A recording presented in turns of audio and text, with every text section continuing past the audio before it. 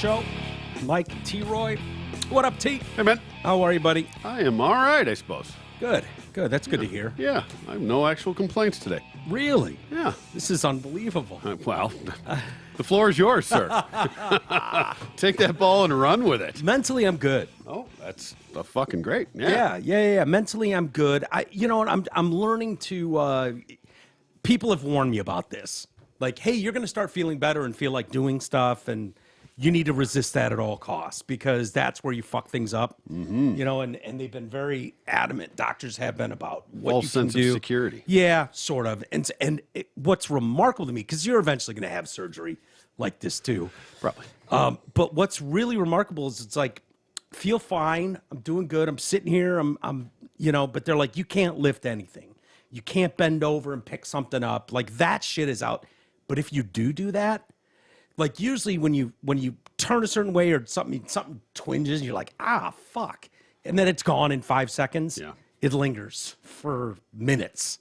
Like you know right away you did something oops. Yeah, this is what they don't want you to do, asshole. They said literally don't bend over and pick something up.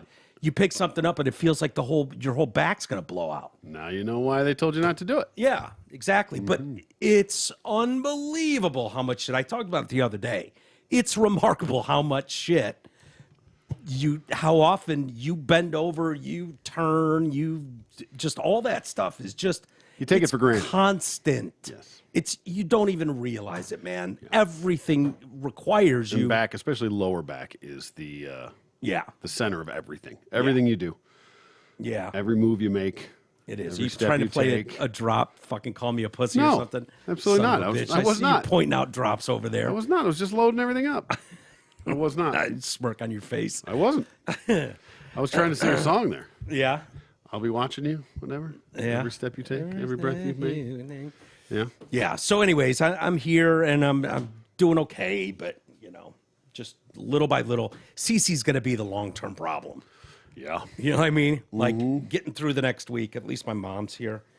But yeah, she's going to be a problem because she requires a lot of attention and all that stuff. And she's a little guy. And so she's low to the ground. Everything requires bending over to deal with her. Yeah, right. So hopefully in another week or so, I'm that much further down the road and better. But a little bit. When you starting PT?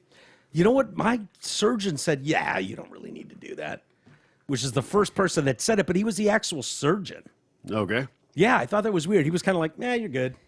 You're good. You can get into a car accident. You're okay. Mm-hmm. Just don't bend over. Don't twist. Don't do any of this shit for a few months, and you're good. I'm like, okay, well, first question is like, when do I start PT? He's like, PT schmeety. First person I've heard say that. Everybody else is like, yeah. But what I've heard is you get through the 3-month period, and then you start doing PT. Yeah. Like, they don't want you doing any of that shit beforehand. Sure. And even my pain guy said that. Like, yeah, you'll get through the surgery, and then eventually you'll start doing PT. So, I don't know. Okay, Yeah. we'll see. Yeah, play it by ear. Whatever. But either way, we're here. Indeed. Happy opening day. Yeah. Some people, I don't know if the Tigers baseball. played today. I just haven't paid any attention. The Tigers are playing. They're in Tampa. They're in Tampa. Are they playing tonight? Or did they play today? They're playing right now. Are they? Yeah. I have no expectations. I just know it was opening day. Yeah. Which is kind of exciting. I mean, basically all that means to me until the playoffs start is summers. Sure. Right well, around the corner. exactly. That's the beauty of it's the unofficial start of summer. Yeah. We got another week or two or whatever, probably a week till the opening day here. Yeah. Official. Yeah. I used to go every year. Every year, me too. Man. No matter what. Yep. Sometimes I go to the game. Sometimes I wouldn't. Yeah. Go party, just go drinking downtown. Yeah, it's just automatic. Yeah. Just taking the day off. Yeah. It was a tradition. I mean, we would broadcast from opening day for many years, and then, like everything, you once you do it a bunch, you take it for granted. Yeah. And it was like, yeah, call me when they're in Game 7 of the World Series, and I'll be there. Yeah. That kind of snobbish attitude. It didn't have anything to do with the team, really. No. It was like, it was the start of summer. Yeah. That's kind of what it was. Yeah. It was fucking winter's finally over. It was just like a party. Yeah. I just assumed I was no just doubt getting about old. it. And when we're younger, it was you could easily get 20 friends together. Yep. Rent a bus. Like there were, I don't know if you did a lot of that stuff. I know we did. There were certain ones we all went to, and It's fun. You know, the morning show was fun. We'd go down there and broadcast from the State Theater or something. Of course. You know, do Always all have that some kind of thing. big deal going on. Yeah. It was like that. And, you know, St. Patty's Day was big for a few years. And then it's like, we've already done that. Don't need to do that anymore. Yeah, I'm getting old. Starting to not like going anywhere. Isn't that crazy? It's crazy because you and I, of all people, loved going to, I don't know if it was like FOMO or what, where it was like, no, if something's going on, I want to be involved. Yeah, So, I just like doing shit, man. yeah. No matter what. I'm all Yeah. about the experience. And we always did that. Concerts, sporting events, we'd go to everything. And now I'm a few years ahead of you because I gave up a few years ago where it's like, ugh, I don't want to go to shit anymore. I don't know if that's just getting old or if that's... I don't know. Probably a lot of it. I know? used to make sure I went to one game a year. The Lions, Yeah. the Tigers, the Wings, Pistons. game. Make sure that I went to at least one game for everybody a year. Yeah. But I let that totally go. Yeah. I don't even fucking. I go to Tigers games. That's the easiest one for me. It's just summer. It's nice to be out there. Plus, Yeah. you know, we get the ticket ferry now helps. Yep. Makes it easier. But even still, before that, I'd get tickets. You could always just get tickets. You know. Yeah, someone has them. Well, I think our concert days are over unless you're going into like tribute stuff. There's a ad that keeps showing up on my Facebook about some Van Halen tribute. Okay. That's coming to town. I don't know what they're called, Jump or Panama or Yeah, some right. shit. You know, they always have some quirky catch on the actual band, but they look good. At least the Eddie Van Halen guy. And Yeah. the David Lee Roth, the guy. The David Lee Roth guy is doing the splits, and he's got the spandex on, All and he's right. shirtless, and it's like, okay. And you hear him play, and it's like, okay, the guy doesn't look like Eddie, but he's playing like Eddie, and the guy that's playing Michael I Anthony. think and- sounding like him is probably more important than looking Exactly. like him. I'd rather have a guy that sounds like him, doesn't look anything like him, than a guy that looks just like him, but doesn't sound anything. Dude, you say that, but there was a Motley Crue tribute band, and they were doing theaters. They were doing big theaters for a while. And I don't remember what they were called, Methods of Mayhem or something, but there was a cam that they had behind the drum riser. And this dude had like Tommy Lee's kit. Yeah. Right? To a T. He had Tommy Lee's body art. Okay. And I think it was permanent. I think he got the same fucking back tattoos. And he's got the same build. Almost impossible to tell this isn't Tommy Lee. Yeah. And I can tell right away. I know what those specific guys look like playing. Nicky, Mick, Vince, Tommy. You're not going to pull a fake Tommy Lee on me at all. Period. End of story. I know his moves. I know the way his arms work, the ways he's different. And so I saw this video and I'm like, oh my God, we never get like behind the drum riser video. It's the most incredible video ever. And a few months later, I found out this was some tribute band. Really? And it's like, there's no fucking way that's not Tommy Lee. It's not Tommy Lee. Okay. And so you can get these guys. You can. where It's rare, but they I said really I would look rather. like it. I'd rather have sound like than look like. Absolutely. But if you can get both, Agreed. yeah, Yeah, and which is why they're probably playing the places they're playing. It's like, holy you get shit. that extra level, Yeah. credibility. I know the guy from who's the like parody metal band Steel Panther. Yeah. That dude, the singer, I think his name's Michael. I think he's in a Van Halen tribute band. Apparently, he does a killer David Lee Roth. Really? Yeah. right. And so he's got other bands that he's in where, you know, and it's like, and the thing is, yeah, David Lee Roth doesn't sound like David Lee Roth anymore. Not anymore, right? But this dude does. Yeah. And there's plenty of people who would sound better than Vince Neil. Absolutely. Vince Neil sounds like absolute shit on stage, but you're seeing the original guy. So it's like, all right, I'll put up with it. But if you're deep into the Motley Crue world, dude, the message boards are brutal. I hope Vince doesn't go in there because they fucking murder him without mercy. Sure. I mean, they it's like your favorite band. You worship these guys, and these guys just crush them. Crush them for being fat. Like, dude, this is your job. Yep, Okay. that's all you had to do. All you have Keep to do, it together. keep it together, right? Can you fucking not be a fat slob, and can you hold your breath long enough to fucking sing the chorus? Yeah. You know, what are we doing Just here? think if you'd been touring for the last 20 years, Yeah. you know, the revenue that you would have. Oh, and they still get it. And nowadays, and the reason I say that, where I was going with this was, you've done a lot of shows with like the Imposter Beastie Boys or whatever, and those are great shows. They probably sound better than the actual Beastie Boys would at this point. But tickets are getting so outrageous, Yeah. and that's only going to get worse. That never gets pulled back. Like, oh, Don't know what we were thinking Never there. getting reeled in, definitely. No, I saw. It might have been Marisa posted pictures of like Bruce Springsteen. Yeah. Was he in town yesterday? Yeah, or last something? night, yeah. And I'm like, what did she spend? she for got those? a set $4 list. grand. She got a set list. She always gets a set list. I know. Hot chicks, man. That's how that works. That's how it works. I've never gotten a set list. No, me either. Well, I have, but I had to buy them for way more than she would have paid. Oh, yeah. She didn't pay for it, I bet. No. She ends up like knowing those people. You know, like the Journey hands crew that tears down the stage and builds it up. She like knows all those guys. That helps. Like they gave her a set list, a drumstick, and when we all went to that show a few years ago. Yeah. You got it. That was an abortion. I mean, a miscarriage. A miscarriage, which still bothers her to this day. Not Beth, who it should bother. It just bothers Marisa. Yeah. She was crying one day. She was liable for that. Yeah. She had nothing to do with it. She was directly responsible. She caused it. Yeah, she didn't cause it. She may as well have inseminated herself. Yeah, what did we name? We're going to name the kid Arnell. Yeah. Isn't that Panetta? Is he the new Or no, it was the singer? Was it supposed to be Parnell? Barnell? It was like Barnell. like A and B. That's Beth's story. Anyway. Yes, that's Beth's There's story. A and B. Like it was going to Right. be Barnell or something like that. Yeah, had to do with Jose and Jose B. I don't know what her rationale was. Sure. Whatever. But I just remember getting the phone call from the hospital that day. Womp. And, Yeah. she gave birth into a pool I had the weirdest poop today. out of my front butt. Yeah. Dodge that bullet. If Marisa still listens to this show, and I don't know that she does, she would not like us recounting that story or find making light of it. She takes serious, and I mean it, like for real. Listen, we should all be grateful that I don't have a did child. not bring a child into this world. Yes, yes, that is Every true cloud words. has a silver lining. Truer words have never been spoken. But I could only imagine what that fucking egomaniac Bruce Springsteen, Taylor Swift's getting $2 grand a seat. I'll charge $8 grand. Who knows with that fucking guy?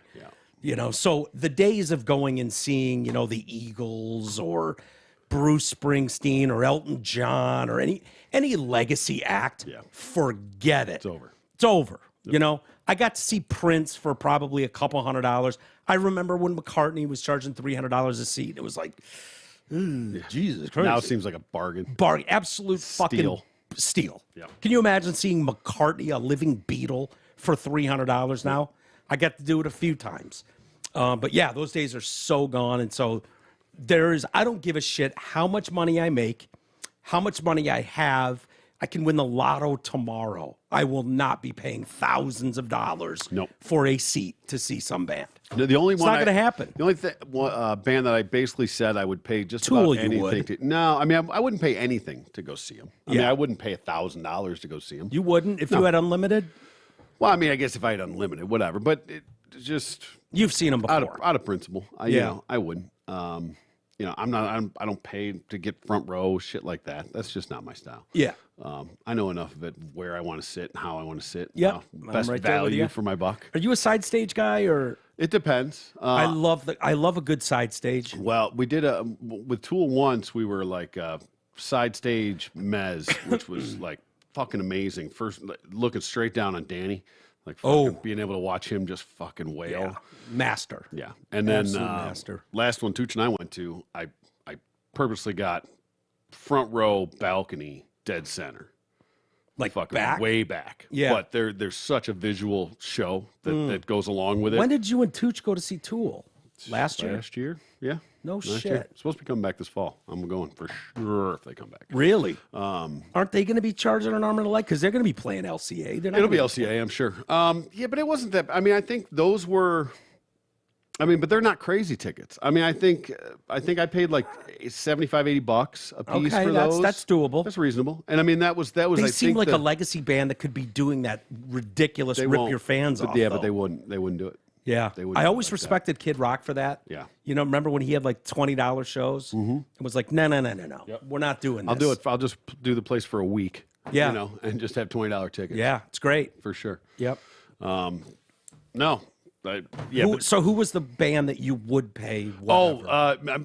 Going back a few years now, I'm sure it's over. But if Zeppelin did some sort of like, Reunion. yeah, like they, what the hell was the thing they did, something day, brain fart anyway. Yeah, when they did it when Bonham's kid played, Jason, played with them, that if that always made sense, that would have worked. if that would have come, I would have basically paid just about whatever I could, whatever I needed to see that, just because knew that was going to be the only opportunity to ever be able to see it. Yeah. The only two, which I'll never be able to, unfortunately, I never saw Nirvana, and I never saw Alice in Chains of all bands, and I could have. Yeah. Could have. Was that, had tickets I just saw Alice in Chains a couple years ago. Yeah. I've seen Alice in Chains like that, too. Right. I've seen Alice in Chains a couple quite the times. Not the same. Lane Staley, I think, has the best voice of a generation. Yeah. My opinion. I know that's, everyone's got their guy. Lane is my guy. I loved Eddie Vedder. Kurt Cobain, much respect, for Nirvana, I think is an overrated band, personally. Alice in Chains was that band for me. And Lane Staley's voice, second to nobody. And never got to see them. I thought Scott Weiland had a gorgeous voice. Absolutely. Beautiful. I mean, when you look at what so glad I saw him a few times. Weiland, Cobain, Eddie, Cornell. You think about just the voices that came out of that little time frame and that little capsule right there. Yeah. Unbelievable. Yeah. Crazy. And so I would pay almost anything, to see Alice in Chains for real from back then and Nirvana. Talking about going back in time is a different story. Yeah. I mean, now. Yeah. What's available now that you would pay that's worth seeing it? God, I just feel bad for these parents that have kids that are like our parents could do that, or, you mowed a couple lawns. You could get enough money to go see, whoever. My kid, it wasn't that bad. I mean, fortunately, they had shitty taste in music, so we were going to see the fucking... Yeah, Britney Spears and shit. Right, exactly. Big Time Rush and stupid shit like that. Yeah, that was the age. Yeah. But your daughters were the last of it where they could go see a Taylor Swift for $30, right, $50 or something, which was doable. Like, I don't know... Like, if you want to go see Taylor Swift now and you're a kid, like, you're asking for Christmas, and it's like, that could be your big gift at Christmas. You got your stocking and a couple presents, and then you got Taylor Swift. Like, what parent is flipping the bill for $6,000 night out? Yeah, that's crazy. It's done. They're not done. I mean, I don't know. I can't believe that all tickets are like that. I mean, I understand there's certain, and every show has that, down front, those certain areas, the whatever that are stupid, $500,000, whatever they are a piece. But I mean, every show that I've looked at, has you can still get. I mean, you can get the nosebleeds are still $100 or $150. They're not. They're not like bullshit. It is, but it's not like thousands of dollars just to walk in the door. Yeah. But do you remember when we were kids, when it was just the ticket price was the ticket price, whether it was $12 or $18, and that was front row or the last row? Well, they were usually, they still were staggered a little bit. I feel like you could, lawn was not, the pavilion and lawn were different. Pavilion and lawn, yeah. Yep. But if you were going to a show at Joe Louis, I feel like, it would suck because I would camp out and I'd still end up middle or back of the stadium. So there were still fucking the system back then and getting all the good seats. Yeah. Because I was camping out at Showerman's, first guy in line, as soon as the door opened, buy tickets, and I'd be, I didn't know any better. I was 12, 13 years old, but I'd be in the fucking back of the stadium. So happy you got tickets. Like, what the fuck, man? Yeah, I was like, I'm lower level. 10:03. How the fuck am I in the back of the goddamn stadium? Yeah. But it's the way it was. And, now it's like, forget it. Now they're taking those first few rows and making those just, I hope they. outrageous. I mean, they're starting to look. It's been more of a stink here lately after I think it was the Taylor Swift debacle that went down a little while ago. Yeah, I don't know what that was, but there was some something. Scam. Something just happened not too long ago too with was Robert Smith from The Cure. They're coming, and he was very vocal about the ticket prices and shit, in that they were like he was bitching about it. Like, it's bullshit. Like, we want the tickets to be this, but they have their own policies and how they do things and all their fucking fees. Yeah, ask Pearl Jam how that went. Yeah. Well, right. I mean, when the fees end up being more than the ticket, you know, what the fuck? Yeah. You know, I've always had that issue. It's like, okay, fine, I get it, but you know, if I'm ordering and they don't even print tickets for you anymore. No, right, but if I'm ordering 4 tickets, like that's one fucking Purchase. Like that should be one service fee for that transaction, right? Not per ticket, you know, right? But they screw you every you know, time. they used to be able to get by like, well, we're printing each ticket, blah blah blah. It's like not even you don't anymore. even do that anymore. No, it's not. I mean, that bothers me too. You know, Ticketmaster. So they got their pee-pee slapped a little bit a while back because it came out of the collusion of all their, you know, verified resellers and shit. Because once like StubHub and these you know secondary markets start buying up these tickets and basically being scalpers, right? Mm-hmm. Well, then Ticketmaster got in the game. They have their own verified resale, right? So there's always a way to fuck the system, isn't there? And people, exactly. It's just human nature. You're going to figure out a way to fuck the system. Right. Well, they realized they were getting fucked. Again, the road to hell. Yeah. They were getting fucked because you know, all these scalpers were bombarding the system. Yeah. And then getting all the good tickets and then reselling them. And then Ticketmaster was just out because they just got the initial sale. That's it. So they rigged the system for them to where they have their verified resellers and their preferred, you know, buyers, whatever it is. So these people get priority in, you know, for purchasing tickets. They get preferential treatment. They get bumped to the front of the line, whatever it is. That don't fucking tell me that you don't manipulate the system, because you do. Yeah. Right. Yeah. They get some sort of preferential treatment to buy the tickets in the first place. Right. So Ticketmaster sells them, gets the service fees on the initial transaction, and then these are their verified resellers that resell them and through rape you. Ticketmaster through their own fucking site. Wow. And then charge 2, 3, 4, 5 times whatever, you know, the dynamic pricing bullshit is, you know. Well, there's people out there willing to pay $4,000 a seat. So then it still goes through there. So now Ticketmaster gets the fucking fees and the service charges and shit again. For it, and now it's up because what was a $100 ticket is now a $500 ticket. So now that service fee went from being $50 to $200. Dude, you know, I remember when that service fee was $1.50. Yeah, like right. not For printing the $150, ticket. $1.50. I mean, I have tickets for somebody going chick and printing out the fucking ticket. Yeah, to pay for it. Oh, that was the best. That was the best when man, it I would got a be little print your chill tickets just out. thinking Yeah, about it, dude. fuck yeah, it was like the dot matrix shit. Yep.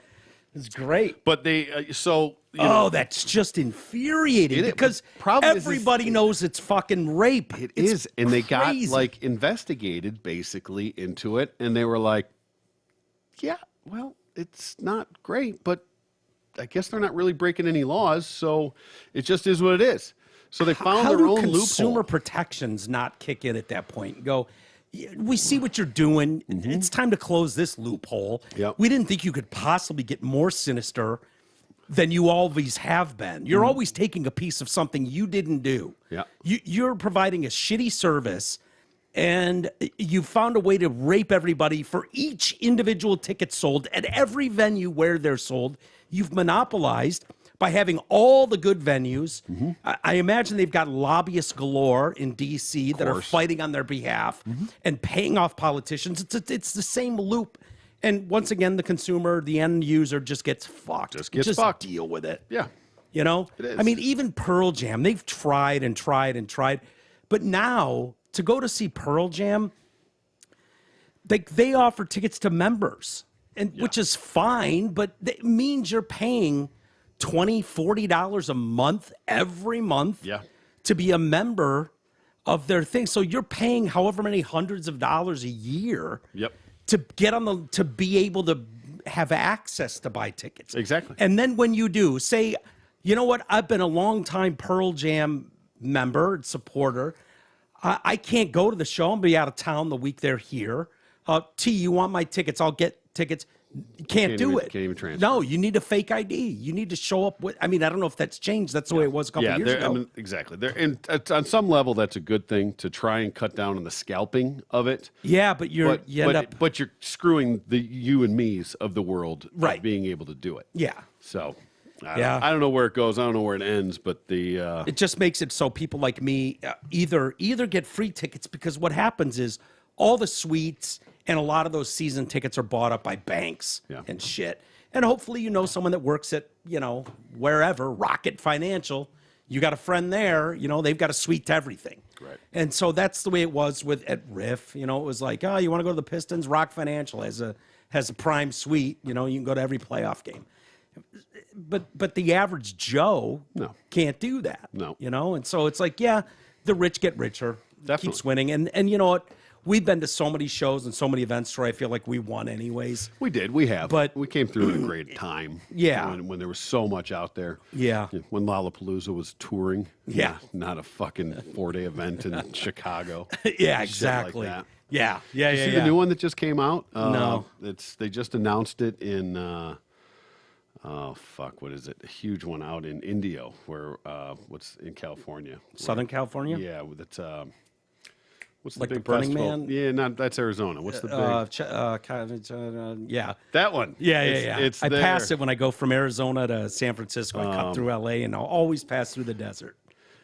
Yes. They just announced this big one. What the hell? Dude, it takes like 4 different 8.5 by 11 sheets of paper to print off the band list. And I don't know 99% of the bands. Right. You know what I mean? So I'm like, oh, okay. So you've got Coachella, by the way. Coachella, thank you.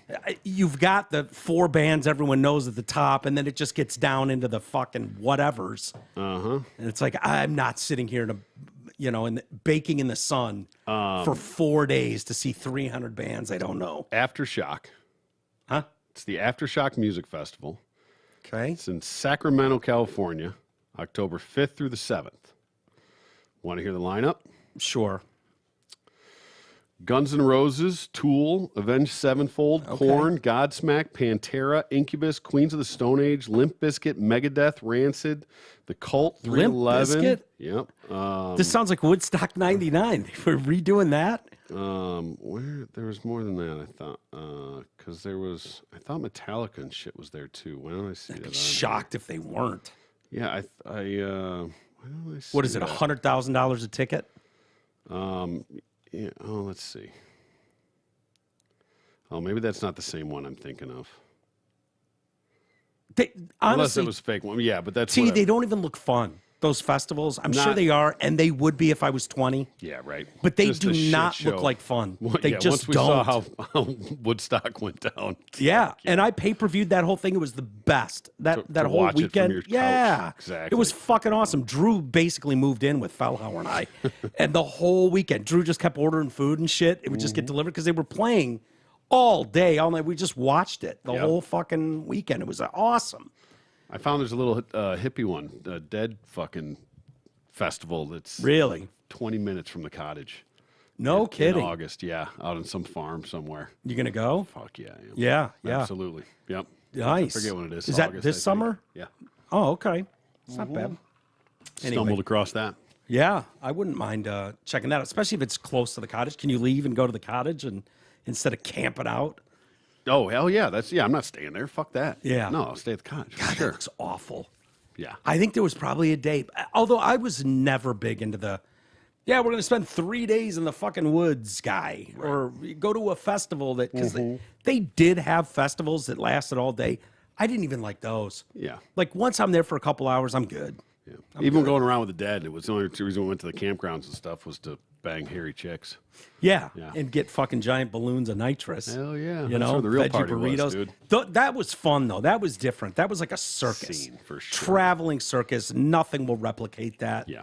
It was just awesome. Well, you'd be surprised. I mean, you go to like Electric Forest, things like that. Like, it's still that same kind of just Is it? crazy vibe. Yeah, there's shit going on. Oh, E swears by that stuff. Yeah. It looks fun until you see the sea of humanity, and it's like, no. I don't know. Maybe it's just being an old man now. Right. But I just look at that like one guy pushes the wrong person the wrong way who bumps into somebody, and you have an out of control melee with absolutely zero chance of intervention helping you. You know what I mean?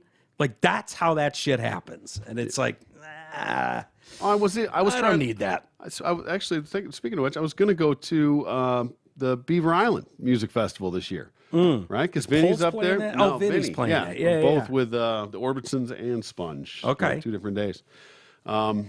turns out that is the weekend that we're going to do my uncle's celebration of life. Oh, no. So good, bad, but Yeah. I was like starting to figure it out, starting Your to put it uncle all will together. He'd approve. No, everybody's coming in town. Like, no. Oh, it's one of those. Oh, yeah. Big deal. Yeah, we're doing everybody's doing it at the cottage where everybody's going up north. Nice. So, all right. but yeah, that was the weekend. I'm like, of course it is.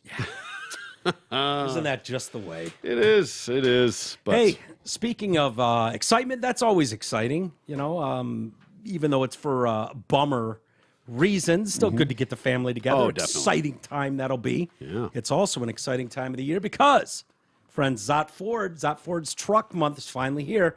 Truck Month means lower prices, better selections, higher rebates, more inventory. All this delivered with Ford's world-class service and their simple, fun, fast, and easy experience. Swing by Zot and take home a new 22 Ford Bronco Sport Big End as low as $363 a month. Big Bend. On a 24-month lease, or roll away in a new 23 Ford Explorer XLT 4x4 lease as low as $282 a month, which is also a short 24 months. Finally, you can lease the #1 selling truck in America for the past 46 years in a row, a new 22 Ford F-150 Super Crew XLT 4x4 as low as $292 a month for 24 months, or financing as low as 0%, your choice. I really did like that F-150 when I had it. They're nice, man. Yeah, they're great. Definitely. I had no issues with that. It had plenty of room. It's a great truck. Mm-hmm. Plus, Ford will again toss in $500 in accessories to ensure you love your new F-150. Don't worry, even though it's Truck Month, our friends at Ford still have a lot of other sweet whips to choose from. Get details and search their tantalizing trucks at dealsinded.com. There you go. Yeah. Mm-hmm. Hey, did you see the news today? Our buddy, Jacob Chansley. Do you know who Jacob Chansley fuck is? yeah, the Grand Poobah. Yeah, the QAnon shaman. Yeah, got let out early, huh? Yeah. Apparently, I wish his lawyer would have taken a little more credit for this and been like, hell yeah, I got our boy out, boom, a year early or whatever. Fuck yeah. But apparently this is just kind of the way it works, and he was expecting this. Okay. So, yeah, the QAnon shaman, the guy with the horned helmet, boy, oh boy, he, unbeknownst to him when he was putting face paint on that day and his horned helmet, that he was going to become the face of a quote-unquote insurrection and pay dearly for it. I mean, he really, when they talk about sending up, we're going to use this to send a message. I'm not a big fan of that, by the way. Nope. Like, how about we just have sentencing for anyone involved with this? He didn't do any more or less than anyone else. Exactly. Let's keep it all, above board. We don't need to send a message. We're all let the very punishment familiar. fit the crime. Yeah. I saw loads and loads of video of this guy. He looked like a happy stoner. All right, man. Yeah, all right. Yeah, thanks for being here, protecting us all. Yeah. Shaking hands and high-fiving with cops.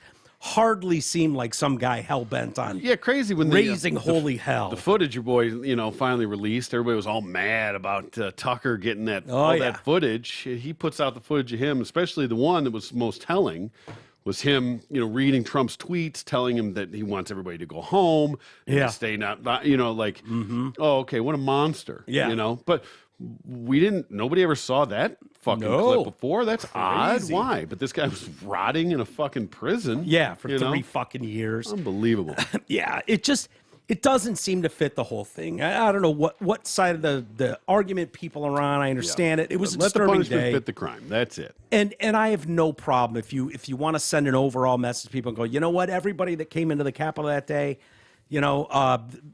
3 months in prison. 3 months in jail. Anybody that broke something is getting a year, whatever. You start smashing windows. Ashley Babbitt lost her life. I'm not here to litigate good or bad of that. It seems a little weird. Usually when a cop shoots someone, it's investigated to the nth degree. Yep. This guy, they're just pinning medals on every day. There's a good portion of this country who would have been thrilled just to have everybody mowed down that day. Big time. You know what I mean? Like, for sure. Have the cops stand above all 100,000, 200,000 people The and dregs just of society. unload bombs on them, and they would have been just fine with that. To me, I don't want that to happen to Black Lives Matter protesters any more than I want that to happen to, the insurrectionists that day. Good for you. So, and I mean that. I mean that when I say it. I think we're all Americans. We all have things that piss us off, and that was a disturbing day. I remember where I was. I remember being at my sister's house in California, and slept in a little bit. And it's 3 hours earlier there, so you're getting the news, a little bit later than most. And she was horrified. She's in her kitchen. There's the TV there in the living room, and she's like, and I just see people hanging by the after the steps and all that, like climbing up. I was like, what the fuck is going on? She's like, this is happening at the Capitol right now. I was like, what? Yeah. Holy shit. Like, it was a crazy ass day. And it was. Honestly, that documentary on HBO, I'm sure it's slanted and whatnot, but it shows a lot more of some of the violent nature of it. It does. Because there was definitely that aspect of it. There's a side that doesn't want to acknowledge that either. Like, no. Hey, these people were all just single file inside the Capitol. What's the problem? It's the people's house. No. There were serious life and death situations going on in that, and it was extremely dangerous and scary. I would not have wanted to be a cop in that moment, period. Right. That was really shitty what happened, and it probably should have never gotten to that point. It absolutely should have never gotten to that point. Absolutely not. I do wonder, how that all really went down. Of what some of the instigators were, what influences were in on there. I'm not going into some deep conspiracy theory, but I've seen enough things. We know that. Exactly. I've seen enough things to know that, that wasn't just... wasn't quite just what it seemed like. Exactly. Yeah. There was definitely more than meets the eye. But we'll never know the full scope of that. We'll never know the real story of what happened. No. I mean, I've seen one of the videos or a clip of a guy, in full like riot gear, like the helmet, the guy mask, everything, Trump sticker across the back of his helmet, and he's bashing out the windows. And everybody else is pulling him down, saying, no, fucking, no, and calling him out like fucking fat, fucking fat, shit like that. Whether he was or he wasn't, I don't know. Yeah. Willing to bet he was. Plenty of those. The Ray Epps guy or whatever, who lives in Queen Creek, Arizona, runs if you're looking for a place to get married, he's got like a farm setting with his wife or something. Ray Epps, I mean, it is immediate. Usually when you've got a big crowd of people that are like-minded, they can amp each other up, and I know there's mob mentality a term, for sure. There's a mob mentality. Those people there in that moment, I mean, you can watch the video. Were like they knew immediately. No, bro. What the fuck are you talking about? Yeah, like they smelled it. They smelled a rat, and the fact that guy's not facing shit. Right. Just points to like, what are you up to? Who was involved? I'm not excusing the behaviors. I'm just saying that, shenanigans. Shenanigans was definitely afoot. Yeah. There was outside influences without question. Yeah. Yeah. And what happens with it, without it, I don't know. How far it went, I don't know. But to act like, it wasn't is just disingenuous. Yeah, totally. And the fact that we even have that thought or know that means that they've been so full of shit on so many things in the past that we know. We know when something's amiss. It just seems really shitty that people would behave like that. If it's like, well, you've got these other people calling in for, hey, let's make sure we got the National Guard there. Let's make sure... we don't want this to get out of control. We're expecting a giant crowd, and 99 times out of 100, that's what would happen, and they would keep control of that. They're used to big crowds like that. For that not to be honored, and it's like, well, why doesn't anyone ask Nancy Pelosi about that? Apparently, she's in charge of that. Yeah. I'm not calling her out. If she's not, well, then just go, I don't know what you're talking about. Yeah. I think there's enough evidence of that. But... And this whole idea of getting people on the stand and being like, so how many feds were involved in that? It's like, I cannot discuss that. So it's like, well, I have a feeling if none was the answer, you would go, absolutely none. Yeah. Oh, no. Why would you think that we would incite agents, of course, but we can't disclose that for the safety of our men. Sure. Yeah. Yeah. Believe me, if the answer was none, I find it incredibly impossible to believe that your answer would be, we do not discuss. Oh, they'd be screaming it from the rooftops. Yeah. Absolutely not. No. We do not partake in such fucking tomfoolery. Yeah, it's not our gig, man. We're there. We're the good guys. We're not here inciting people. Why would you even think that? What gives you that impression? You know? No. Yeah, no, they can't do that. Backpedal, backpedal, backpedal. Yeah. So the QAnon shaman, I felt bad for the guy. Honestly, I did. Yeah, right. He was a poster boy. He was a fucking whipping post. And made an example of. It's so easy if you know how it all works. You can see why he's the front page of the USA Today and People Magazine. Fucking Grand Poobah. Yeah, he dressed the fool, and he walked around with his hey, man. Yeah, he's just the perfect dolt. Exactly. To be the face. He was on of it because he was made the front page of everything. Yeah. Of everything. Yeah. So you have to make him the martyr. You have to make the example out of him. Yeah.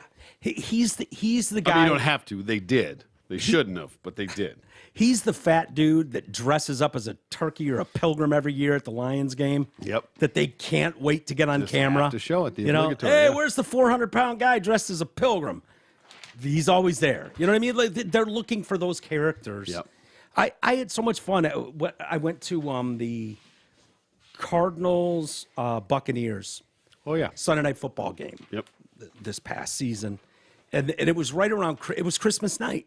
That's right. So we did Christmas, and then that night happened to be a game. Brady and was playing obviously, and so G and I and his wife and Marcy all went, the warden and whatnot. And there was a guy down on the front row dressed as the you're a mean one, Mr. Grinch, the Grinch. Yeah.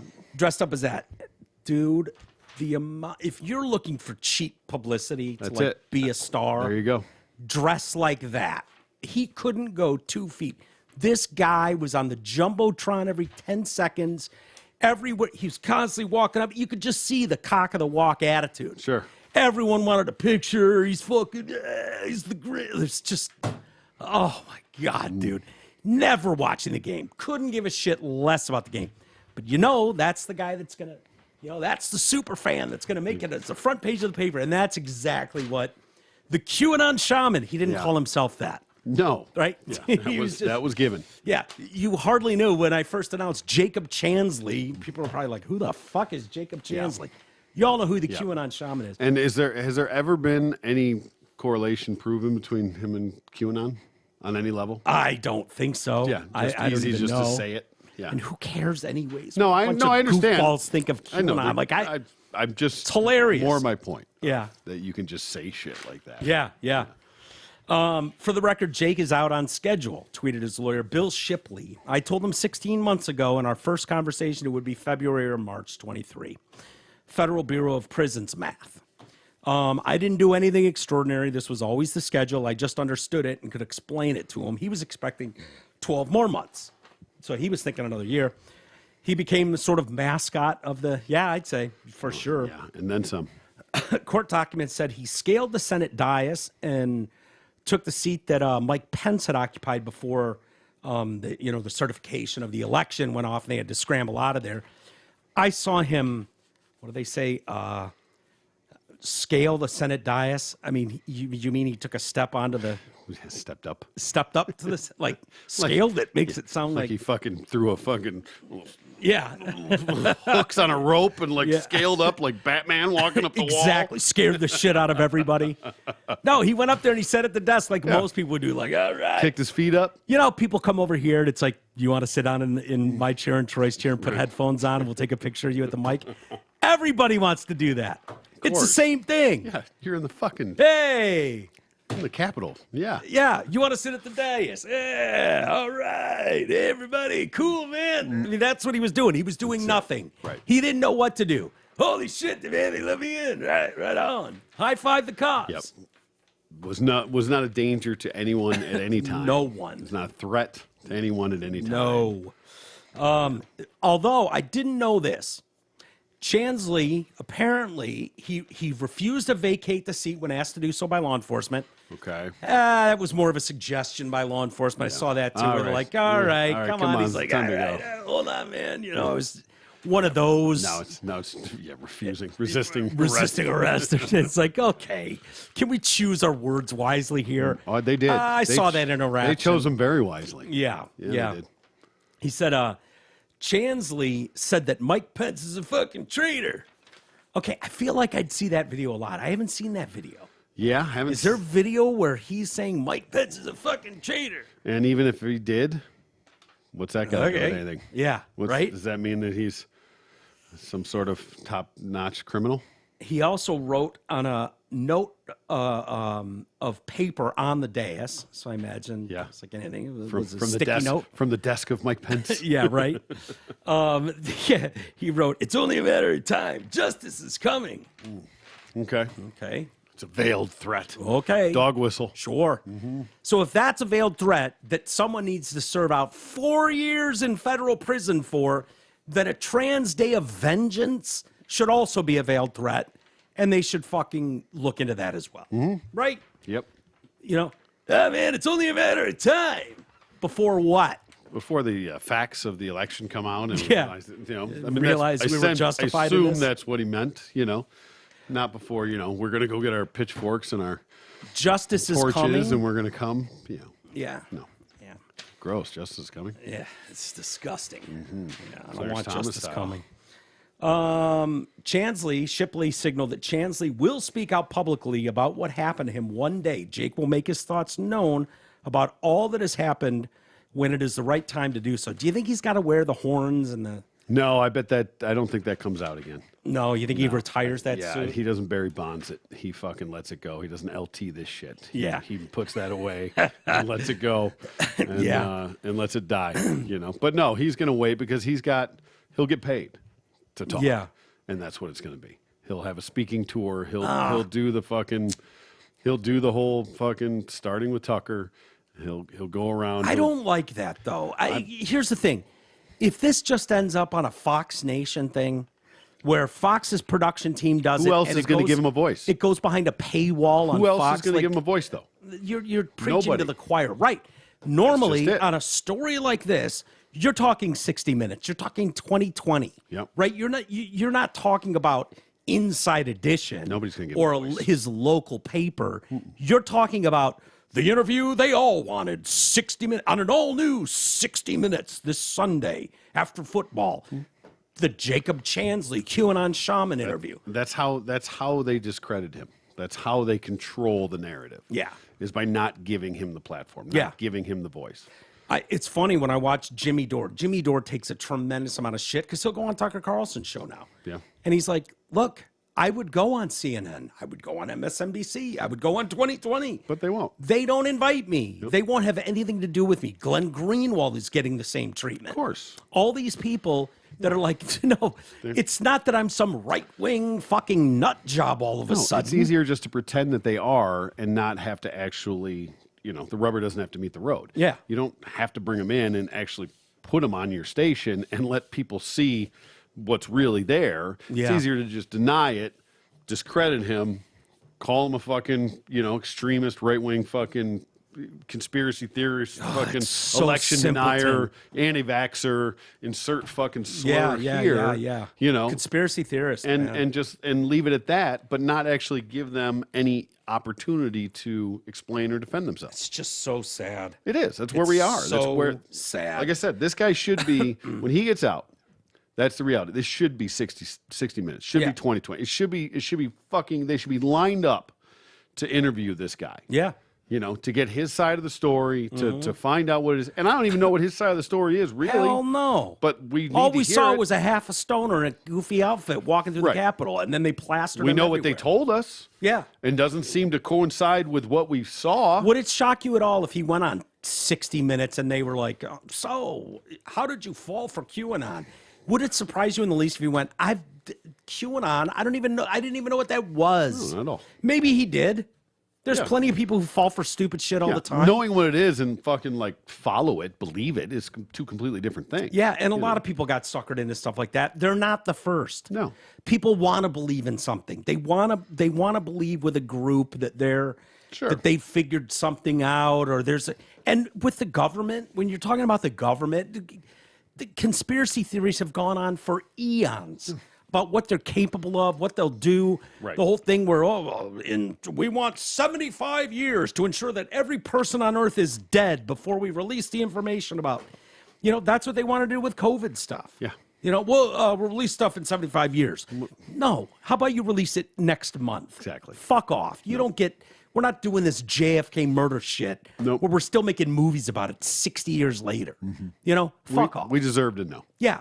You're no more special than we are. I'm sorry, I know you got some fancy seat and a microphone at the dais, but no, you're just regular assholes working for the people. Stop. Yeah, supposed to be. Supposed to be. No.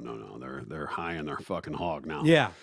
It's not their seat anymore. It's their throne. Yeah, it really is, and it's infuriating to watch.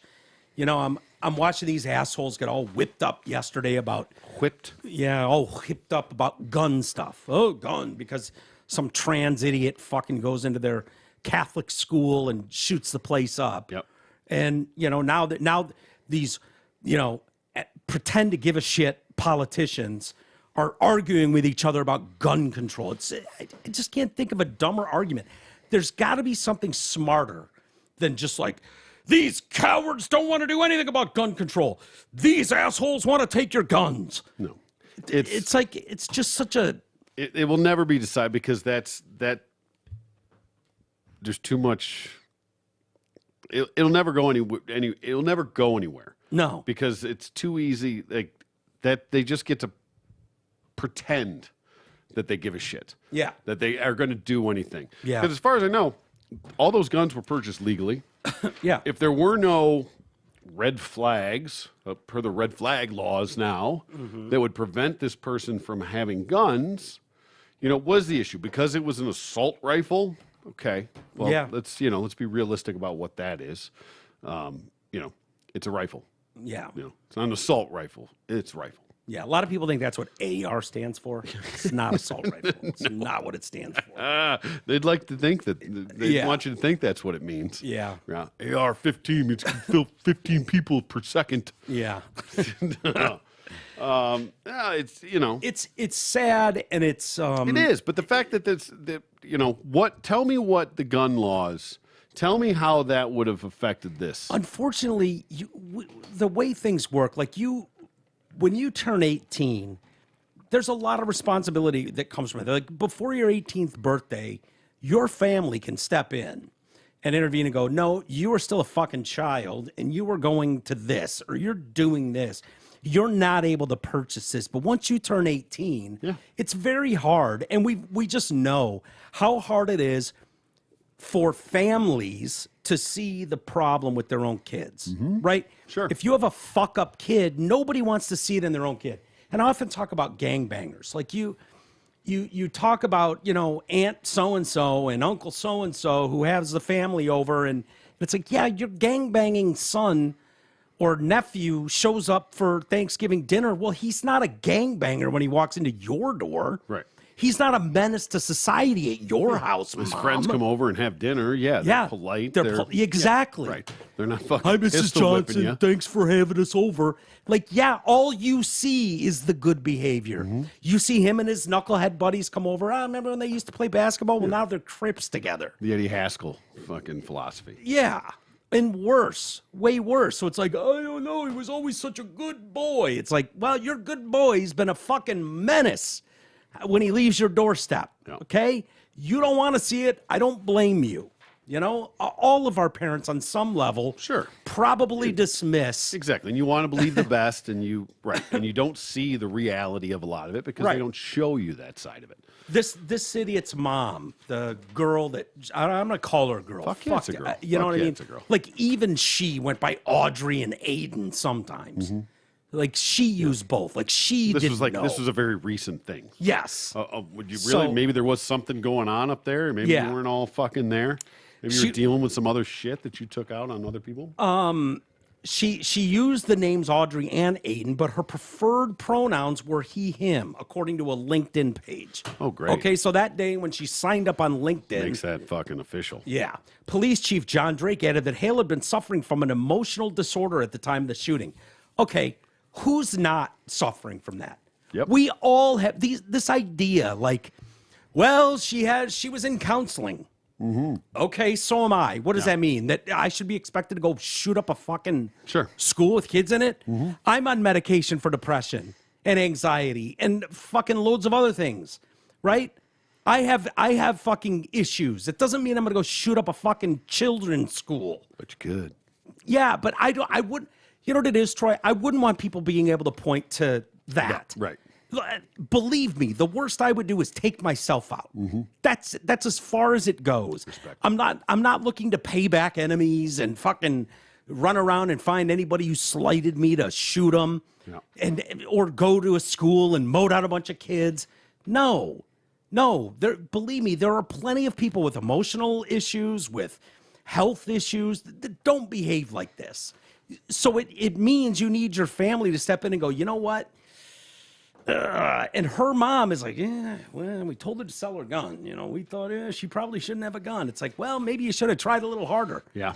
But at the same time, you can't. She's 28, though. But you can't make her. No. So she was under a doctor's care. Well, who isn't? Again, who's not under a doctor's care? Right? So whether that's a therapist, a counselor, your medical doctor, your primary care physician, we're all under some sort of doctor. So that doesn't mean anything to me. Her parents, Norma and Ronald Hale, sounds like they were big in the church, right? Well, there you go. Okay, so she went to this, and what are we talking, 20 years ago, by the way? She's 28 years old. You're talking about an elementary school. Yeah, 20 years, right? So she's been out of there for what, 15, 18, 20 years? Yeah. So we're still hanging on to this? That text string, by the way, she sent to that girl, remember? Yeah, left her unread. Yeah. That girl came out. That girl called the police non-emergency line, and they were like, call 911. She's like, okay. And then 911 told her to call someone else. Really? Yeah. She called people right away and was like, yeah, I don't want this on my conscience. It sounds like a suicide note. Yeah, something's going on We here. were friends when we were little kids. Is that what she said? Yeah. Oh, boy. Yeah. Okay. So how much there are plenty of people that you and I both with were friends on Instagram or Facebook. Yeah. Kids we went to fucking middle school with who we couldn't pick up out of a lineup of two, right? Yeah. Like, oh yeah, I guess that name rings a bell. I think we went to middle school together or elementary school. People still friend me every once in a while. It's like we went to Harrison together. We went I'll look at it. I have no idea who they are, and I'll look and all the mutuals are like from high school or something. Like, oh, I guess we went to high school together. Okay. Yeah.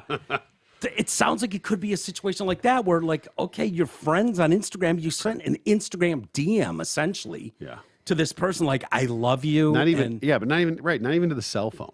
You don't even have her number. No. You insted her. Yeah, I love you. You were always real and the best. And she's like, the most beautiful person I've ever met. Yeah. And this girl apparently called right away. And so her parents, Norma and Ronald, knew she had a weapon at one time, but told her to sell it because they thought she couldn't be trusted with it. That should speak volumes. Yeah. Well, now you get into, it's not quite the Oxford shooting situation, but, is there, you mean where they're supplying the kid with a gun? Well, right. But is there any liability there? Like, well, you should have known. No, no, there's not. And how could there be? I mean, in this country, you're responsible for your own actions as an adult. It's very, very rare and very hard to find someone else liable for your behaviors. Yeah. There's famously, we might have even mentioned it the other day, the girl who talked the kid into committing suicide. Oh, right. Yeah. But there was so much. Yeah. It wasn't just a random, just kill yourself text. Right. And then he did. Groomed for a long time. Grooming went on for many, and she was a hot chick, and, he liked her. And and, every time he got close, it was the boy who cried wolf and a lot of, but, she went down for that. Yep. Yep. But that's not easy to do. And that was not an open and shut case with all the evidence they had, all the lengthy texts back and forth for months. So her parents, Norma and Ron, were apparently big in the church. And so they only recognized their daughter. So I don't know if she was still living with them. I guess she was. When she would leave there is when she would change. Okay. So she wasn't walking into the house as a guy. Gotcha. Leaving the house as a guy. I don't know what to tell you there. If you're trying to live your authentic self and your parents aren't like all in. Yeah. On that, I imagine that would be difficult. It would, but again, killing kids fucking difficult. No, no, and it doesn't mean you get to go through life without any hitch in your giddy up. No. You know what I mean? Like, there's going to be times when you don't like. Adapt and overcome. Yeah, it's hard. It's hard for a lot of people. It's hard for me. I get it. But that doesn't give you the right to, because there's a lot of justification going on. As soon as people found out this was a trans girl, anybody that takes issue with that, if you don't just lay down and go, oh my God, nice to meet you, sir, immediately, if you don't have that attitude, you're a bully. And you pushed them to this. Well, that's not going to fly.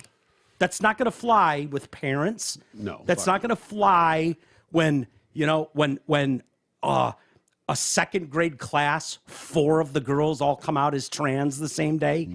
That's going to make some people. Is there a push that she's like a victim here in a way? Oh, yeah. Because of this? Oh, yes. Right. Fully. Okay. By media, like legacy media is definitely going, oh, it's sad. The kids are dead and shit. That sucks. But let's find out why. But why was she so troubled? Why was he so troubled? Excuse me. Right. When was the last time we and considered any white male mass shooter a victim? Right. Worried about what his mental well-being was. Right. Right. So yeah, instead of selling this firearm, she hid her stockpile and added to it, buying 7 different weapons in total from 5 local stores. Law enforcement knew nothing about the treatment and wouldn't have done shit anyways. What are you going to do? Call them because your kid's on fucking Ativan? Right. Really? Exactly. No. What are they going to do? That was my point earlier. Was these the gun reform that they want to put in place. Yeah. Okay. What? Why? Tell me how that would have affected this situation. None. It would have affected it. Aside from you want to say that she couldn't have had an AR-15. Well, guess what? Yeah. Could have done this with any other fucking weapon. Yeah. Any other. Especially only killed 6 people. Fuck. You could do that with a fucking pistol. Yeah, you could do that with a fucking revolver. hacksaw. Right. You could do that with an axe. So, and when you're talking about children, I'd say your death count's pretty fucking low. Yeah, no doubt. Honestly. For having the amount of time that she had in that school with the amount of weapons that she had. Yeah. I don't think that she, Dude, those cops were in the building. I watched the video again today. Those cops are coming through the building and making their way up. Shit, locked door. They're amazing. These Nashville cops are heroes. fucking, I'm sorry. By Nashville cops, I mean men. Yeah. The men, all the men that went in there, not knowing where they were going, guns out, armor, like these fuckers knew what they were doing, are listening, hearing what they're hearing, going to the right, upstairs, 2nd floor, go. This guy opens the door, this guy clears the room. Mastery watching these guys. They get up to that 2nd floor, they see her. Are these just uniform cops or is this SWAT that got there? Are uniform cops, it looks like. And, fucking great training. And I could be wrong about that. I'm assuming first ones on the scene are Nashville police. Generally, or whatever township. I mean, the city doesn't matter. But they didn't wait till SWAT showed up. Was my point to like? No, they weren't hanging out outside waiting. No, it was the opposite of Uvalde. These men went in, saw this woman, and fucking just went ham. Boom, boom, boom, boom, boom, done. Yep. As they're making their way up the stairs, you hear about 8 rounds go off. They're like, gunfire to the right, upstairs. Like, so whatever was going on, I don't know if this idiot chick was stumbling through empty classroom after empty classroom. Yeah, right. Because the cops are going to take minutes to get there. They don't. The precinct isn't next door. No, like we said, what was it? It was 4 minutes, 14 minutes or something like that. Start from to call finish. to call to kill. Call to kill. Yeah, 14 minutes. But I think it was 3 or 4 minutes, which is pretty damn fast unless you're looking at your watch. Yeah. 3 or 4 minutes is pretty damn quick for them to get there. I mean, not really. I mean, that's fast for them to get there. That's how fast they got there. But to only have killed 6 people. Yeah. And I mean, there's not even like, 30 wounded, 6 dead, Like, yeah. She only shot 6 people. And an AR-15 round is going to do severe damage to a body. Sure. There's no way around that. So will a 357. Yeah, absolutely, but less. Yeah. Depends how close you are, but I mean, it's a hunting rifle. It's meant to take a deer out. Yeah. Not a human being. The human body does not hold up well under an active round. But anyways, it's not a little 9mm, that's gonna fucking just pew you. Little 22. Yeah. Pew pew. No. So, yeah, she ended up taking 3 of those. Her mom, Norma, asked her what was in the red backpack she was carrying in the morning, and she was like, don't worry about it. Yeah. Well, there was a couple rifles and a handgun. I would say she failed in her mission, only hitting 6 people, having Well, that's why I wonder what was, I mean, if this was very strategic, if this was, who these kids were, who these adults were, because this didn't seem like a rampage. You know what I mean? The fact that she went upstairs, you know what I mean? Like, yeah. There was just some weird things about it that just didn't really add up as far as, just going into a school and just going fucking ham. They're a former pastor of the Covenant I love School. the fucking, we'll keep the doors locked. Oh, or just shoot out the fucking doors and climb in. I know. Yeah. I was surprised when the cops didn't. When they're like, shit, locked door. And they're like, go around to that one. I was like, just shoot a fucking hole in it. That's what she did. Yeah, that's exactly what she did. Yeah. A former pastor. So this is where we're getting any whack job that has any ties to Nashville, essentially, are able to get on news programs like Inside Edition or whatever and tell their story. So we're getting those people now coming out. A former pastor of the Covenant School has claimed that Audrey Hale was receiving counseling sessions with the father of one of her victims. Some people say that's bullshit. I don't know. Yeah. Ex-pastor at the school, Jim Bachman, has now claimed she was receiving private sessions from the current pastor of the school, Chad Scruggs. Chad's daughter, Haley, was one of the 9-year-old children gunned down. They're saying, well, we don't know what the official motive is. Police are still saying that. Like, okay, she said she left behind a lot of evidence.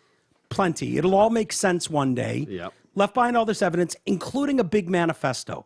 How about you just show that? I guarantee you, read that manifesto once, you know exactly what her motive is. You would think so. I don't know why you're holding this back from the public for understanding, unless this just doesn't go with a narrative that they want pushed. Yeah. There you go. And you're making me become a conspiracy theorist about it. If the truth is easy. Yeah. Yeah. If you make me wonder, you're going to make me wonder. It would make sense if in that manifesto it said, I went for counseling at my former school with a pastor there, and they just wouldn't affirm my gender identity. And I didn't know what else to do, so I fucking got furious and blew the place up. You go, oh, okay. So that does make sense. That transgenderism as an ideology is really at odds with Christianity, right? That you can't, like, one group believes that God created you as you were. You cannot change that. Right. You can't go from a man to a woman. That would say that you're playing God. When we've got a God who played God and made you X. So they're at odds with each other. So that would make sense. Definitely. Right? Tucker Carlson had a big rant about this last night. I watched part of his opening, and he was all over that. And I think he went a little far. I don't think he's going to help. Yeah. If you're trying to build some bridges between the community and Catholicism, I don't think saying they're at war with each other is the best message to send. Well, I mean, it's not that far off. But no, timing is everything, I suppose. Yeah, I don't know. I think there's a lot of confused people. There's a lot of hurt people. Sure. I think it shows how amazing the society is and the opportunities we have in this country are so grand that we can't help but be miserable. Yeah. With how great everything is, and I'm guilty of it just as much as this person. Sure. I think it's a generational thing too. Oh, definitely. On some level. So much of that. That's what I've always said about racism. You can't policy out racism. Right. It's a generational thing. Like, Yes. you know what I mean? Like, it just take your time. It'll get there. Exactly. Yeah. And same with this. I mean, like, that's the problem with where we're at, is that we are in a time in this society where everything is fucking instant gratification, instant fucking everything. So when these things happen, when all of a sudden, your fucking gender identity, all these things, are supposed to just be instantaneously affirmed. Yeah. Anything short of that is a problem. Well, no, it's just not the way it works. Yeah. But people aren't conditioned that way. We're in a fucked up place where we think what I say goes, and the cancel culture, all this shit that's going on. It's not instant. It takes time. We're getting there. People don't want to give it that time, though. They just don't. Well, that's just it. But you have to, and that's you're making it worse by shoving it down everybody's throat. Yeah. You just really are. Yeah. So, by the way, I did find I misspoke. So it was the one in Indio where the anyway, the big fucking concert? California festival. Oh yes, Coachella. Coachella. I was like, wait. Power Trip is the new one that they just announced. Friday night, Guns N' Roses, Iron Maiden. Saturday night, AC/DC, Ozzy Osbourne. Sunday night, Metallica, Tool. Wow. Fucking lying. So, do they have 4,000 other bands? They have other playing all bands too. day I'm sure if I went through found the whole lineup, but those are the headliners. If I could just see those 6 bands, great. Right? I'm all in. Exactly. I would go all day just to watch those 6 bands. Yeah. That would be perfect. Yep. And they all put on great shows. It is a very exciting time of the year because Zot's Ford's Truck Month is finally here. Truck Month means lower prices, better selections, higher rebates, and more inventory. All this delivered with Zott Ford's world-class service and their simple, fun, fast, and easy experience. Swing by Zott and take home a new 22 Ford Bronco Sport Big Bend, as low as $363 a month for 24 months, or a 23 Explorer XLT as low as $282 a month for 24 months. You can also lease the #1 truck in America for 46 years in a row, the 22 F-150 Super Crew XLT for $292 a month for 24 months or 0% financing. Your choice. Plus, Zott Ford will also throw in $500 in accessories to ensure that you love that new F-150. Don't worry, even though it's Truck Month, our friends at Zott Ford still have a lot full of other sweet whips to choose from. You can get details and search their tantalizing trucks at dealsinthed.com. I don't know. I don't know where we go with this whole thing. This whole, you see it with the story we just did about the trans girl. That bitch. Who mowed down a bunch of kids. And it's a lot of headlines sort of downplaying that. Like, well, you push someone to, you don't want to affirm their, almost like, gun to your head, what are you going to do? Affirm no matter what they say they are? Right. Or, you're going to have outcomes like this. Yeah. Your choice. And it's like, not in a civil society. Right. People don't behave like this. And if they do, then they're the fucking monster. You certainly don't blame the 9-year-olds, right? My God, of course. It's crazy.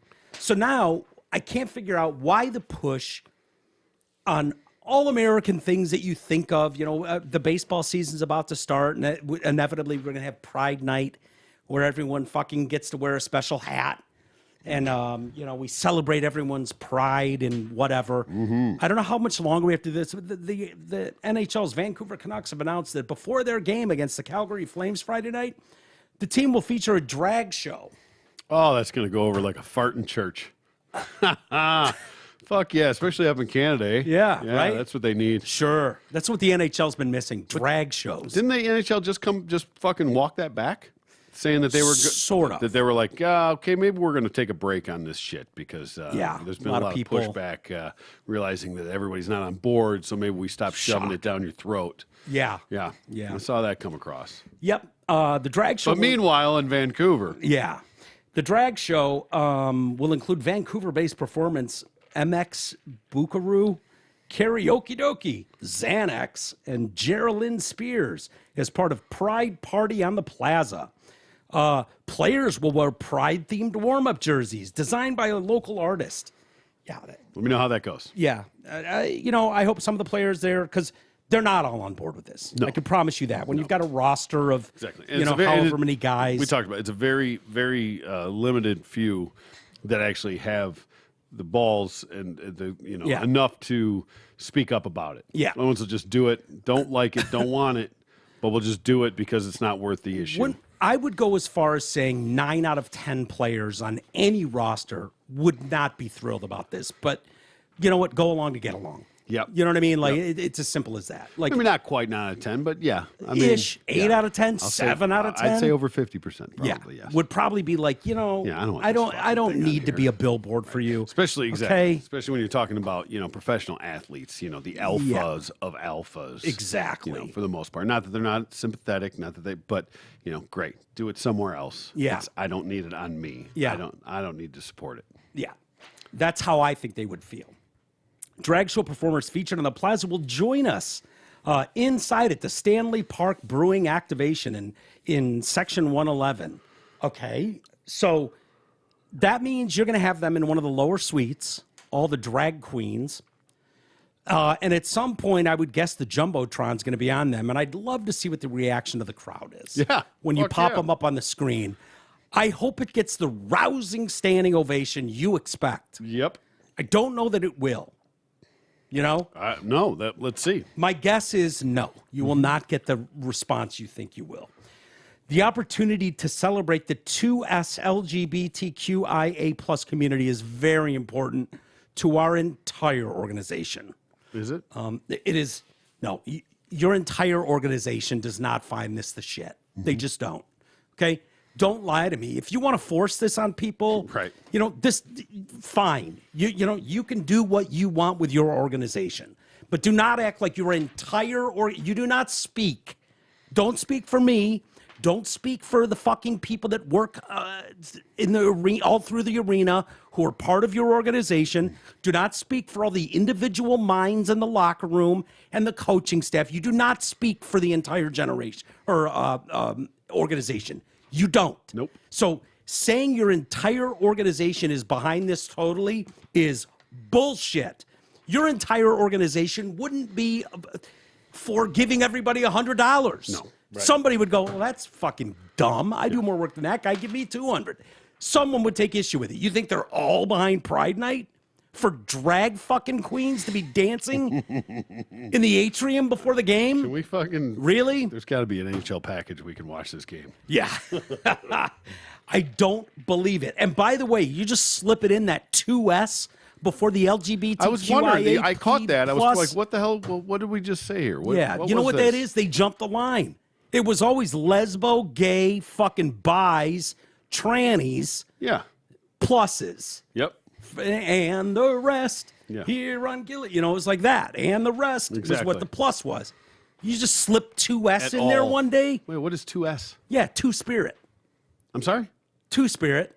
Fuck is that? Dude, I was hoping you're more woke than I am. I was hoping you'd know. Never even heard of it. It sounds like when you're talking about Two-Spirit, I'm assuming that's indigenous people. I'm thinking this goes to the Indians, right? Feather, not dot. Okay, what in the fuck? Two-Spirit, a term used by some indigenous North Americans to describe certain people in their communities who fulfill a traditional third gender. Wait, you had me until that last part there. Yep. Third gender? A traditional third gender. Okay, sure. Uh-huh. Okay. Let's see. We're going to have to bring Marina back in here. I think she moved here. I think she was flying in to be with the Woke Bay. Okay. They are an item, and I believe she was coming in to town just the other day. All right. He reached out to me wondering how I was doing. Garrett, the Woke Bay. Wonder who's got a bigger dick. Woke Bay, probably. He's a big boy. He's tall. I don't know. We could have a dick measuring contest if you'd like. Just curious. Just wondering. Probably get them both in here. Him and his lady, but I wouldn't mind bringing those two back in here as our correspondents. I love having a connection to the community. Definitely. And I love that this part of the community, at least. See, this is the problem too. They're definitely part of your community, and they think a lot of this is bullshit. Of course. Which leads me to believe that there's probably a whole lot of people a part of that community who think some of this is just batshit crazy.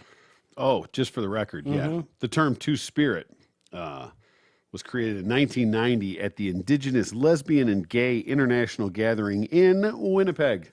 Okay. Yeah, fucking leave it to the goddamn Canadians. Yeah, what's going on with your Canucks, man?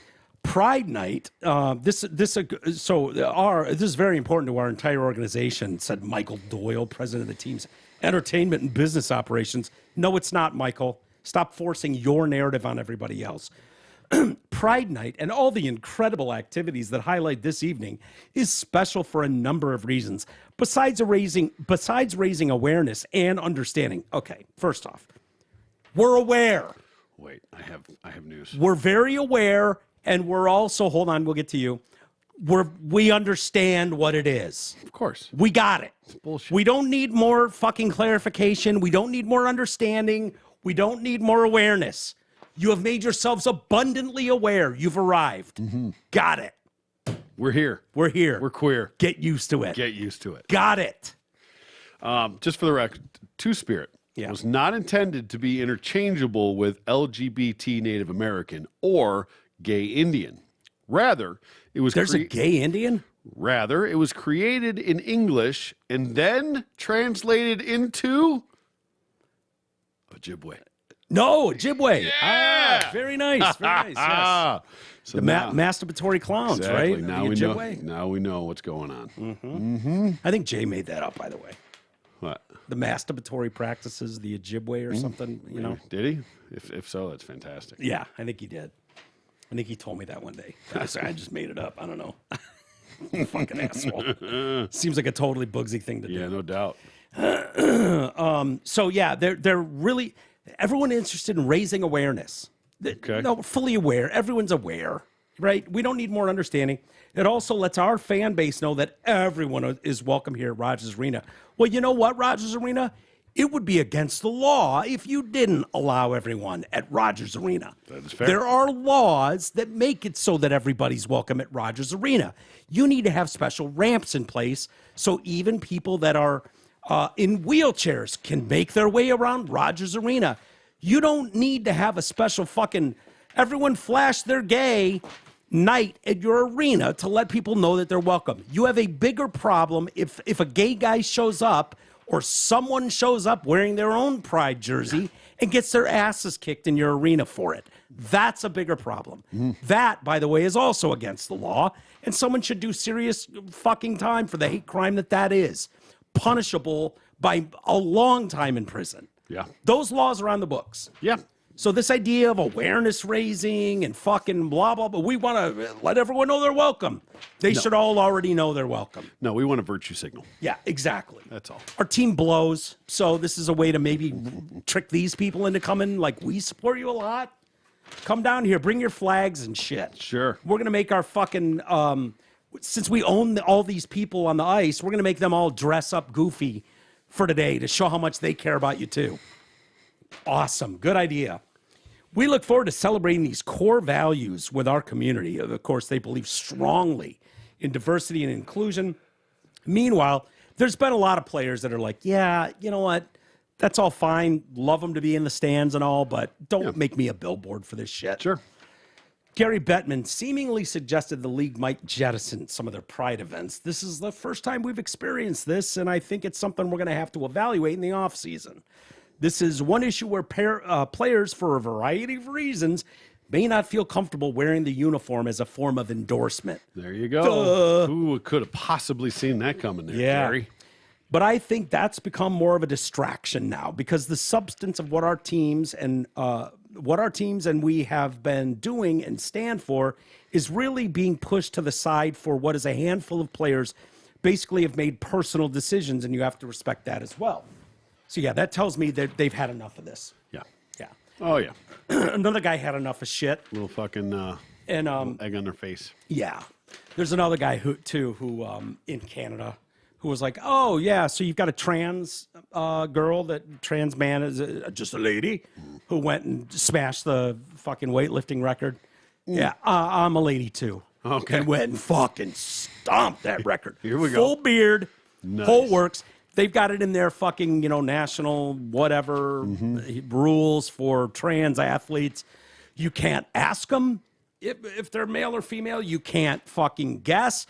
You can't tell anyone anything. They can dress how they want. So this guy just walked up in full beard, squatted down, and fucking Shattered the record. Nice. Good on you, A.V. Silverberg, who's just a lady. Right? Just a lady. Yeah. Anyway. Oh, no. What? No, I had some of these stories. Nah, I didn't want to do. I'm skipping some. Sorry. Okay. Okay, this one bothered me too. What? Dublin's only. So, Dublin, Ireland. I watched a movie featured in Ireland, the islands of Ireland, last night. It was called The Banshees of Ishfaming or something like that. It's not bad. Colin Farrell and someone else. Most people would probably find it rather boring. Sure. Watch it with the subtitles on. But it is such a great accent. Oh, yeah. You know, the Irish. Yeah. So they're Dublin, of all places. Their only alcohol-free bar opened its doors in February 2019, has permanently shut down. I was going to say, how long did... It shut down in March of 2019. No, I'm just kidding. So I don't know that they can lean on the pandemic for closing their doors. The alcohol-free bar? Is that what it was? Yeah. Yeah. The Virgin Mary. Oh, boy. Okay.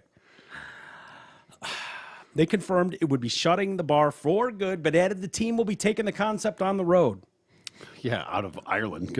Yeah, probably for the best, right? Yeah. We have those. I mean, we have dry bars here. Yeah. Sports bars. They, if you don't want to be around the alcohol and smoking, we come here. Okay. Fuck off. Look. Stay home. Look, I will say this. I haven't had a drink in months. I had one night, a couple months ago that I drank, but I really haven't been drinking. I'm not a sober guy. I don't like putting labels on things. It just wasn't doing me any favors. Sure. I had a couple nights where it's like, you know what, dude, what are you doing? It just wasn't playing ball with me the way it had before. And so I was like, maybe I should just shelve this for a little while. I'll make a decision some other time. But stop trying to make not drinking cool. Mm-hmm. It's not. No. It's not as fun. Nope. Most people... If you can get enough people together, a bunch of non-drinkers, anti-fucking boozers, that can sustain a business on Coke and fucking potato skins. And you don't mean cane. Let me know how that goes. You mean cola. Yeah. Yeah. I mean, iced teas. Yeah. And another round of waters, please. That pays the rent. Yeah.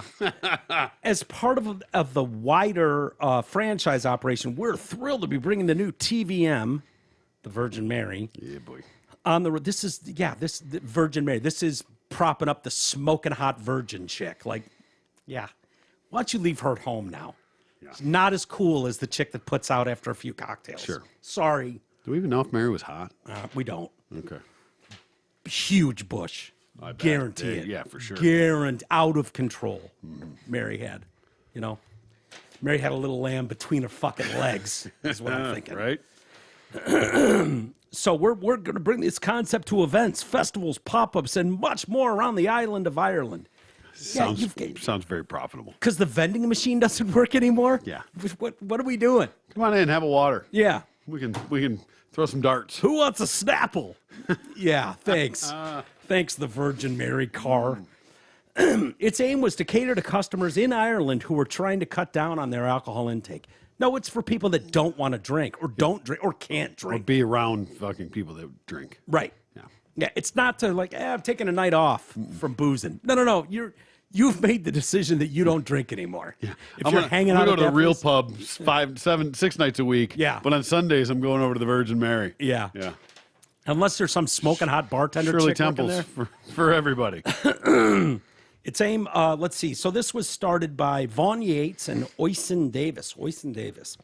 In 2019, Mr. Yates, a self-confessed whiskey head, probably a ball of fun back in 2019 would be my guess. Yeah, he was aiming to smash the stereotype that alcohol is needed to have a good time. Some stereotypes are there for a reason. Sure. Alcohol makes everything more fun. Sure. Does. Drive through a trailer park. Yeah. Look, some of us, we're not good boys. We're better off not doing it. More power to them. There's lots of... It's very rare that you find the person that's never had a drink or a smoke or anything, never done anything. Never have, never will. The Ted Nugents of the world, the Gene Simmons of the world, They exist, but they're not very few of them. Most people figure out at some point, probably not the best idea for me to continue down this road. Yeah. And then they... Or something catastrophic happens that forces that decision. Right. Yeah. And then they fucking handcuffed, kicking and screaming, go to the other team. Right. Let's not act like this is some fucking celebration party going on. It's a bummer. Mm-hmm. You know, we weren't a good enough boy that we can still go over here and have fun after softball with the rest of our team. We're hanging out at the Virgin Mary. Yeah. Stop. That's a Starbucks, dickhead. Yeah, you're at a Starbucks. Bring your laptop. I'm not really pushing anyone against drinking alcohol. I'm just saying, why not try not drinking for a night? Because it's fucking boring. Yeah. How about that? Yeah. It's boring. Walking into that bar, not knowing. Yeah. Hey, yo. This place sucks. No one's talking to anyone. Right? No one's had a little liquid courage to take the fucking hair down a little bit. Nightly news on the TV. Yeah.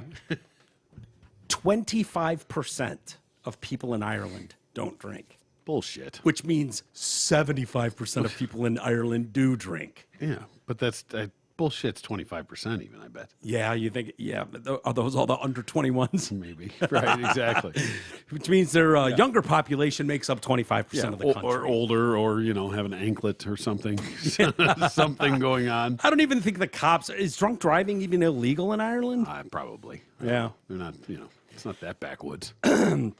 So this guy even invested in nitro coffee, which is made with porter to replicate the same texture as Guinness.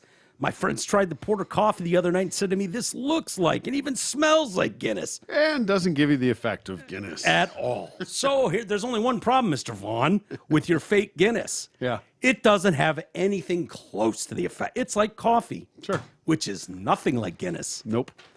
I finally gave Guinness a try a few years back. Mm-hmm. I really enjoyed it. It's way smoother than you would think. Yes. That's exactly what I would say. You look at it, think it's going to be like bitter, like coffee bitter. No, it's very, very smooth. Yeah. Mm-hmm. I was shocked because Deuce he would do the Guinness and he knows how to do the pour. Black and tans. Black and tan. Yeah. Fuck yeah. And I was like, and I tried a sip of it and I was like, smooth. God baby. Damn, that's really nice. Good. Yeah. Mix the Bass Ale with the Guinness stout. My friends tried that coffee, blah. They strongly, Vaughn said he strongly believed that a booze-free night could be just as much fun. Mm-hmm. When my friends came the other day, the music got louder and louder. It was a great night. Sure was. I bet, Vaughn, since you own the bar, that all the people were there spending whatever they were spending on your fake cocktails, mocktails. Yeah. And your that nitro brew. Yeah, and I got the nitro brew. It's getting crazy in here. But when it's closing time, you don't really have the struggle of trying to get people out when they're getting a bit merry. And addressing the well-known stereotype, which Ireland has as the drinking capital of Europe, he said, we can create a new stereotype for Irish people who want to go out without drinking. Okay. Yeah, good luck with that. Sure. Yeah. And, you can. He wants to do something edgy and different. You can do that anywhere, anytime that you want. You can just not drink. You don't have to. Yeah. You can go to a real bar and not drink. Yeah. Yeah. Have a little willpower. Yeah. Boy, fucking. Believe it or not, I go to restaurants and bars, and I don't drink. No. Yeah. You don't go to ones that don't serve alcohol? No. I didn't even know they had dry bars. Wow. Around. I didn't know that was a thing. Yeah, there's not many of them, but I have heard of it. Yeah. Mm-hmm. It just seems silly. It is silly. Yeah. It's ridiculous. Yeah. There's plenty of restaurants that don't serve alcohol. Mm-hmm. I mean, not a ton, but. Yeah. Well, McDonald's. Yeah. Look, stop trying to make it something cool and hip and blah. Like, look, you're trying to find your niche. You're trying to make a buck. Of course. Fine. You apparently, Mr. Vaughn and Mr. Davis, had a problem with alcohol. Yeah. To the point that you decided to go to the other end of the spectrum. You were probably the life of the party in Ireland before, I don't know, a doctor told you your liver's getting cashed, or you got one too many fucking drunken binges and ended up in jail. And decided, I got to make some changes. Yep. Don't try to be the Pied Piper of Ireland and get everyone on board with you. Ireland's doing just fine. Yeah. They couldn't make rent anymore on the fucking nitros and the cold brews. Yeah. They need like a party pub that they can just take around and put up here and there. Yeah. For once in a while. Hey, come on here, be sober and boring. Come on in. They realized pretty quickly that a brick and mortar could not be supported with waters and seltzers. Exactly. So, and bowls of pretzels. Yeah. So now they're trying to let's make it into a food truck. Take it on the road. Can we support a car for this? Exactly. And what are you doing? You're going to a festival? Yeah. It's fine because it's minimal investment. Yeah. That's it. Yeah. That's all you got to do. You got to go for a little pop-up, get some money, have some people try it, check it out. And it probably did okay for a minute because people just wanted to go see what it was about, and then people realized it fucking sucked. It's boring as shit. And then you shut the doors. And it's really hard to hook up with random chicks. Yeah, I know. Big bummer. With all these fucking inhibitions. Yeah. Hanging around and shit. Yeah. I don't like it. I don't like it. Hey, emails today are going to be brought to you by your insurance expert. Sent you flowers. I know.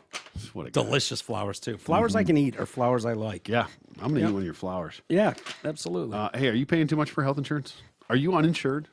Health insurance can be confusing, and Nick Matthews from Your Insurance Expert is an expert in health insurance, life insurance, and Medicare supplements, so you don't have to be. Call Nick Matthews at 248-914-1173. That's 248-914-1173. Your Insurance Expert. I'm going to get the hell out of here, so I'll just do a couple emails. We'll shut her down. I touched a nerve. Where? Some people. NFL Bob for one. Oh, did we spell something wrong? No. Pronounce something wrong? Subject Bob sucks. I was taking issue with my name, Mike. Oh, yeah. Bob. Like sure. Lazy parents naming their kids is what that is. Yep. You know what I mean? Your parents did a little better with Troy. Sure. But when you're talking Mark, Michael, David, Brian, Bob, lazy. Yep. You open the book. You didn't even open the book. There is something to be said that, in like elementary school and shit, you were probably happy you were a Michael and a Mike. As a Troy, I was, I remember like wishing I was a Todd at some point. Really? And then, you know what I mean? Now I'm fucking glad. Yeah. I get it. You're not a Michael? Yeah. But, fuck those guys. Yeah. And Bob's. Yeah. Weirdos. Yeah. This guy says, you guys are killing me today. Kid names is the subject, not a boner pill ad. You guys are killing me today. I have two boys, Michael and Robert, your faithful listener, Scott. Sorry, buddy. Oh, Scott, way to fucking step out of the box there. Really took a fucking leap with that one, didn't you? Yeah. Nice. I would Nice and figure safe. a Scott would give birth to a Michael and a Robert. Yeah. Is John on the way? Yeah. John's in the oven. TDC 1711, to the talk about sports players having to wear LGBTQ jerseys. How funny would it be if a player was wearing their gay jersey or standing on the logo in center field and that made it to their Topps baseball card? Exactly. Right? That's a pretty funny concept. Sure. Thank you, like Nick. I said, we talked about with the, like the Russians and things. Like, I can't be photographed wearing this. This will come back to my country and I'm going to be fucking killed. Yeah. It's taking a lot of liberties with other people's name and likeness and reputation. People don't like being told what to do ever. It's human nature. None of us like it. I often tell people, even in my family, like, okay, if we're going to have a conversation that's going to be something that bothers me, you're going to have to give me a refractory period. Okay? Yep. I can come back level-headed a few hours later and go, I'm sorry. But if you insist on having this out right now and I feel like I'm being told what to do or what I have to do, don't get what you're I going don't to get. fucking like it. Yep. Okay? Even if it's in my best interest, give me 24 hours to go, you know what? Thought about what you said. You were right. Just proving the point, even in your best interests, you don't like being told what to fucking do. Nope. Nobody likes it. And when you show up to work that day and they're like, hey, guess what? You're wearing your baseball hat and it's got a big floppy cock on the front of it now. Yeah, cheers. You'd be like, your baseball pants are assless chaps for this game. You'd be like, dude, the fuck are you doing? Oh, it's just one night. It's just one night. What are you, transphobe? You're not a friend of the community? What the fuck's wrong with you, man? Stop dressing me up as a fucking Fruit Loop and sending me out to center field, man. Taking liberties. Their fans are taking way more pictures than they usually do, and they're posting all kinds of memes with me in my fucking gay outfit. Knock it off.